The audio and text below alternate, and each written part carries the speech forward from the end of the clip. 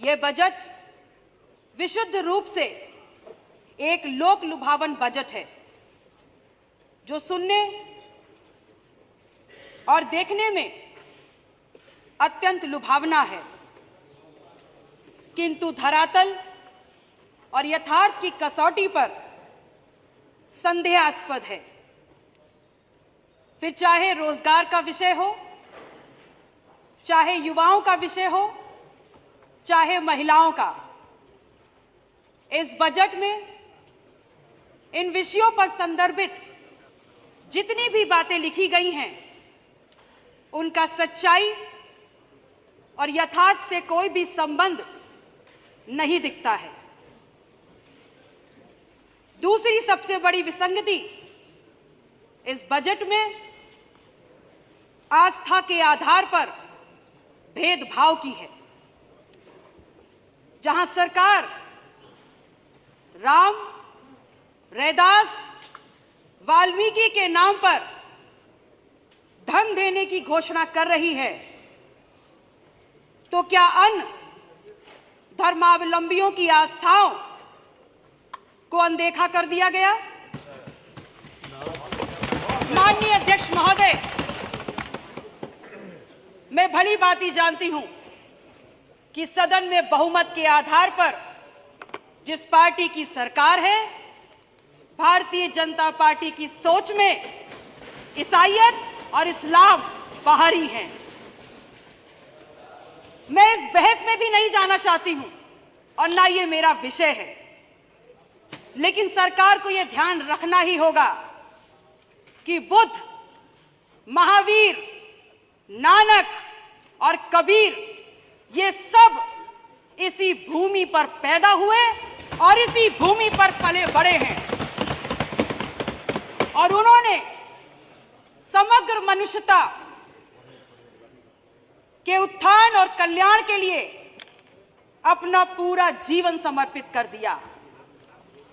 वो इस भूमि पर उदाहरण हैं, ऐसे उदाहरण हैं जिन्होंने मनुष्यता से देवत्व तक का सफर तय किया और शिखर तक पहुंचे। जितनी ये भूमि उत्तर प्रदेश की बुद्ध की है, महावीर की है, नानक से संबंधित है, कबीर की है, इस भूमि पर करोड़ों करोड़ लोगों की आस्था इन भगवानों में भी है। अतः सरकार को और सरकार का ध्यान इस ओर आकृष्ट कराना चाहती हूं कि यदि वो धार्मिक तुष्टीकरण करती है तो बुद्ध, महावीर, नानक, कबीर के अनुयायियों का भी करे। माननीय अध्यक्ष महोदय जी, मैं आपके माध्यम से सरकार से यह भी कहना चाहती हूं कि सरकार ने जनादेश का अपमान किया है। लोकतंत्र में जनादेश अनिवार्य सत्य है, और 5 साल के कार्यकाल के बाद जिसको जनता ने नकार दिया, उसे सरकार में दोबारा लाया जाना भी जनादेश का अपमान है। ये बताना चाहूंगी कि जिसकी अपनी जमीन ना हो वो दूसरों की जमीन की बात ना करे और अपनी भाषा और अपना वर्ताव विनम्र और शिष्ट रखे।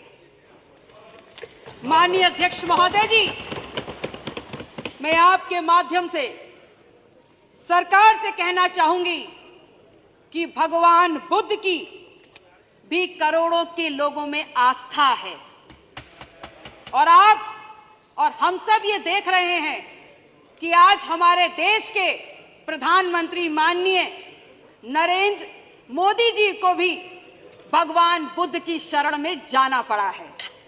मैं जिस जिले में ब्याह कर गई हूं और जिस जिले ने मुझे चुनकर सम्मान देकर इस सदन में भेजने का काम किया है, और जिस जनपद की भूमि भगवान बुद्ध की महत्ता और महानता का यशोगान करती है, उसका नाम कौशाम्बी है। मैं कहना चाहूंगी कि मेरे जनपद को और उसके पुनर्निर्माण के लिए उसको भी बजट में शामिल किया जाए। संतों के कल्याण हेतु चलिए अब आप समाप्त करिए। आपने घोषणा की है एक बोर्ड की, उसमें बुद्ध, महावीर, नानक, कबीर की परंपरा के संतों को भी सम्मिलित करना सुनिश्चित किया जाए।